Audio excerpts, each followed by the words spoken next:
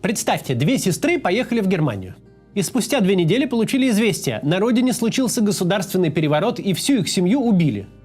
Позже одна из сестер возвращается на родину, чтобы захватить власть в стране и отомстить убийцам своей семьи. И ей это удается. Звучит как аннотация к роману. На деле же это ключевое событие, определившее судьбу целого государства на десятилетия вперед. Государство это называется Бангладеш. Отец 2 уехавших в Германию девушек, первый президент и в прошлом лидер оппозиции шейх Муджабур Рахман. Дочь его зовут шейх Хасина. В этом году она как раз подала в отставку в связи с массовыми протестами.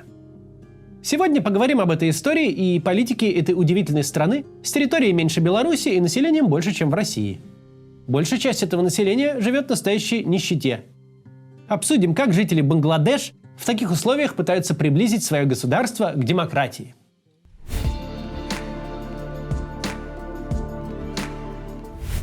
Начнем издалека, немножко углубимся в историю Бангладеш.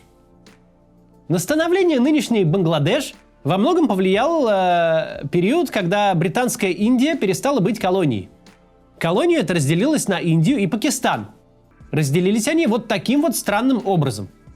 Вот это западная часть Пакистана, а это восточная, нынешний Бангладеш. Помимо религии, между этими территориями мало общего. Разделяют их 1600 километров индийской территории. В западном Пакистане говорят на урду, а в восточном – на бенгальском. В западном живут пенджабцы, пуштуны, синдхи и еще множество национальностей, а в восточном – бенгальцы. При этом западный Пакистан был более развитой территорией с ресурсами и промышленностью. В восточном же наоборот, при большем населении промышленности не было. Основой экономики было выращивание джута, волокна, из которого раньше делали канаты, мешки, брезент и упаковку. В мире тогда был огромный спрос на это сырье, и казалось, что у восточного Пакистана были хорошие перспективы для роста экономики. Но вся политическая власть в стране сконцентрировалась в западном Пакистане. Восточный Пакистан, по сути, стал колонией западного. Официальным языком сделали урду, на котором в восточной части не говорили. Власть держала низкие цены на джутовое сырье и делала так, чтобы предприятия по переработке джута располагались в западной части. Вся прибыль уходила в западный Пакистан, а в восточном царила нищета. Неудивительно, что в восточном Пакистане быстро образовалось освободительное движение. Бенгальцы начали выступать с требованиями признать их право говорить на своем языке. В ответ на это пакистанцы разместили на восточной территории войска, чтобы подавлять выступления. Однако выступления продолжались. В 70-м году восточно-пакистанская партия Авами Лиг, мобилизовав своих сторонников, совершила невозможное. Взяла большинство мест в парламенте Восточного Пакистана. То есть легальным образом отняла власть в регионе у Западного Пакистана. Возникла надежда, что с дискриминацией Восточного Пакистана наконец-то будет покончено. Лидером Восточно-пакистанской партии был шейх Муджабур Рахман, отец тех самых девушек, о которых мы говорили в начале. В юности он успел поучаствовать в движении за независимость Индии, теперь же стал выступать за независимость Восточного Пакистана. Авторитет шейха Муджабура Рахмана в Восточном Пакистане был очень велик. Он был признанным лидером оппозиции центральной власти. И когда политические элиты Западного Пакистана отказались передавать власть Авами Лиг, начались масштабные протесты. Государственные войска пытались их подавить, но повстанцы, в свою очередь, начали нападать на войска.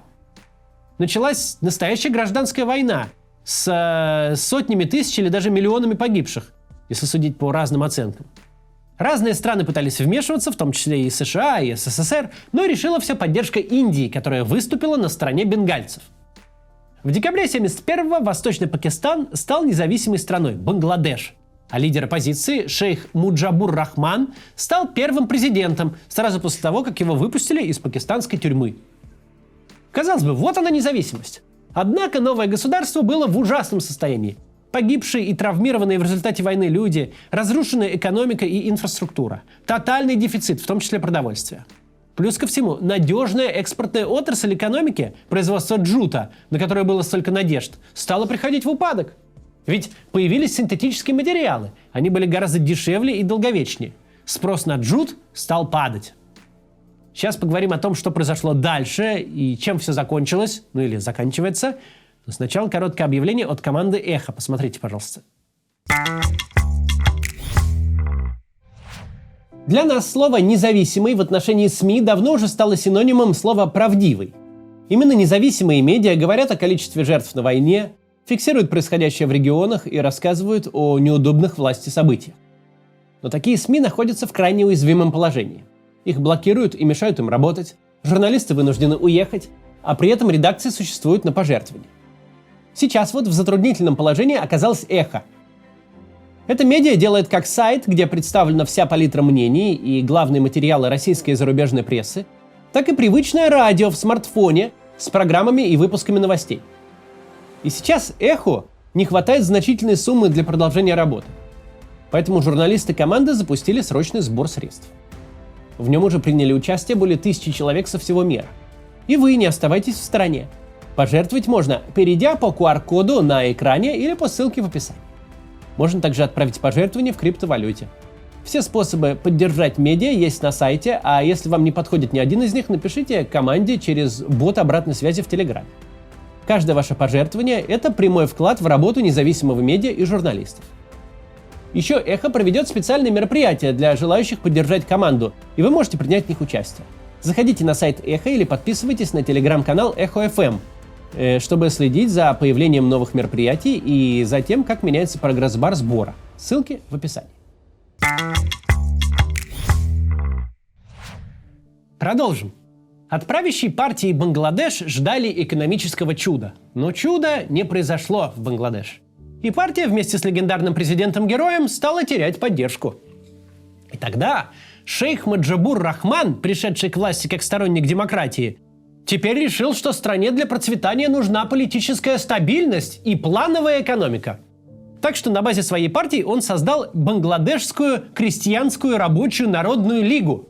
Запретил, конечно, все прочие партии и занялся национализацией экономики, что закономерно разочаровало его сторонников. И 4 года не прошло, как армейские офицеры и ветераны войны за независимость устроили переворот. Шейха убили, а также около 20 членов семьи его убили тоже. Выжили только, как мы уже знаем, 2 его дочери – шейх Хасина и шейх Рехана. Так началась целая серия военных переворотов. Герои войны решали, кто же достоин управлять страной. Офицеры гибли десятками, многих убивали собственные жаднополчане, с которыми они прошли всю войну.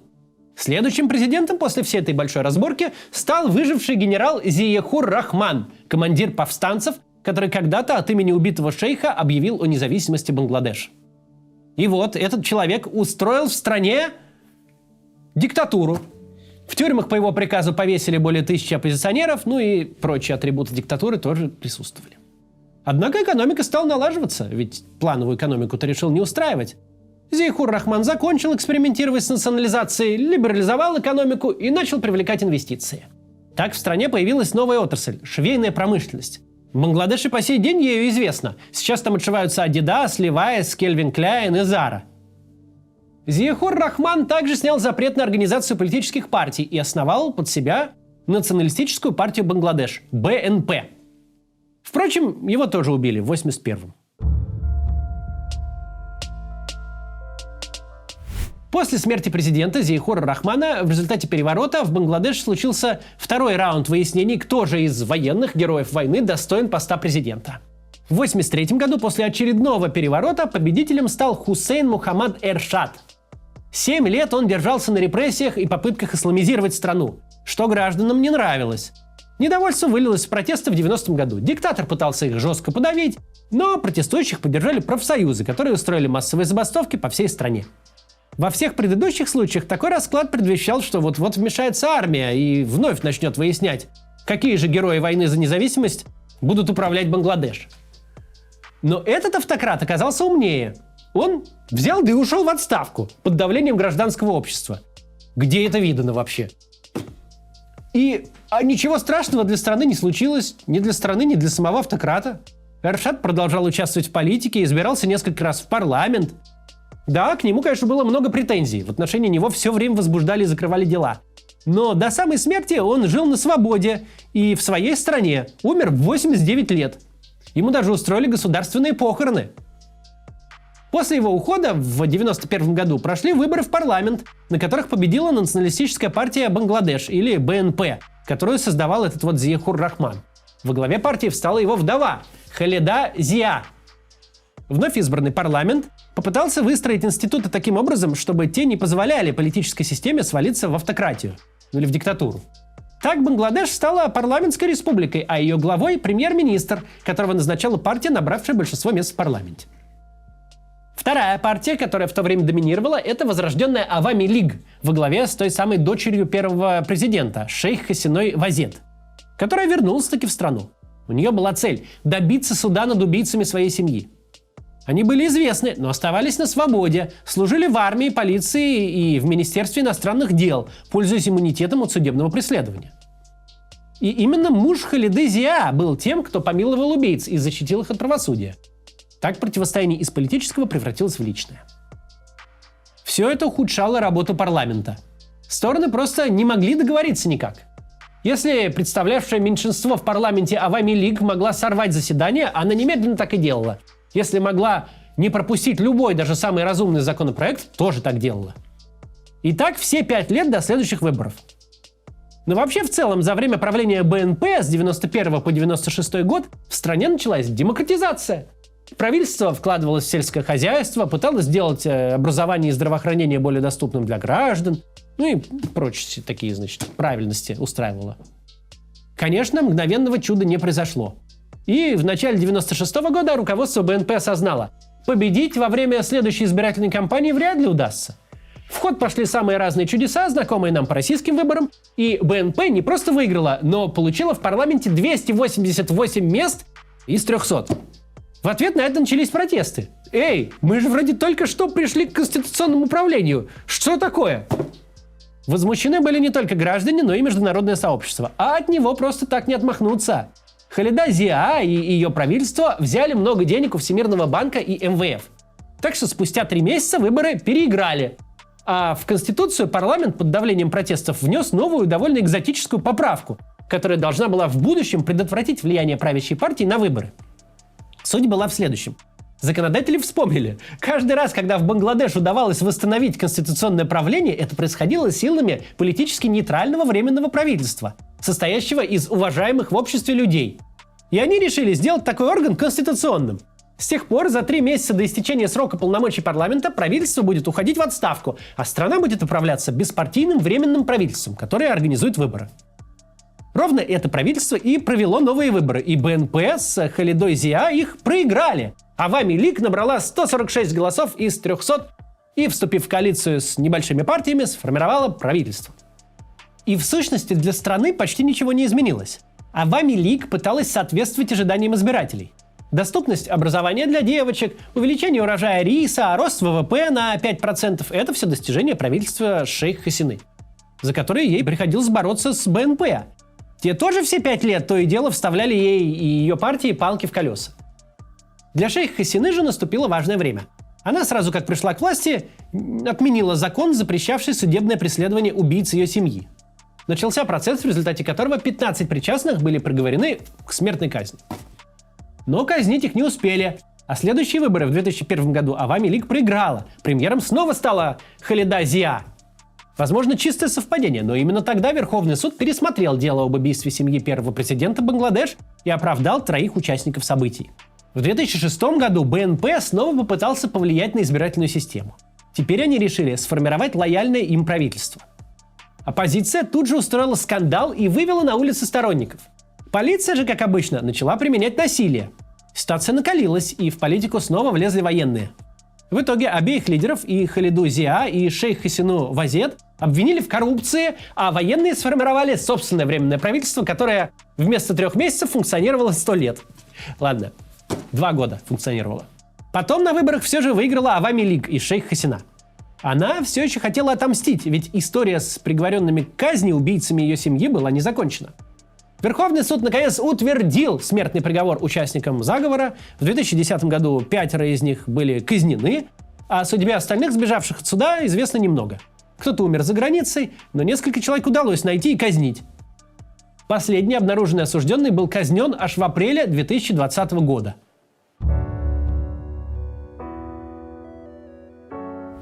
Но, несмотря на успешную месть, власть шейха Хасина отдавать не собиралась.